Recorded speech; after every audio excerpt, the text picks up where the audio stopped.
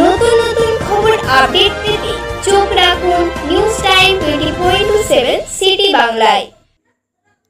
মাননীয় মুখ্যমন্ত্রী মমতা বন্দ্যোপাধ্যায়ের উন্নয়ন দেখে শতাধিক কর্মী সমর্থক আজ প্রায় 500 জন সিপিএম, কংগ্রেস, বিজেপি ছেড়ে তৃণমূল কংগ্রেসে যোগদান করলেন।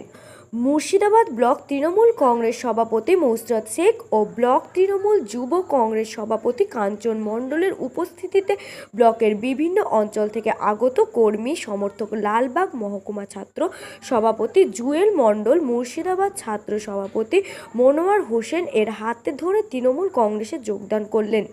সকলের অভিভাবক, আমাদের শ্রদ্ধেয় সম্মাননীয় ব্লক সভাপতি মসরত সাহেবের নেতৃত্বে এবং মূলত ছাত্র ব্লক সভাপতি মনোয়ার শেখ এবং আমাদের ছোট ভাই জুয়েল নতুন দায়িত্ব নিয়েছে।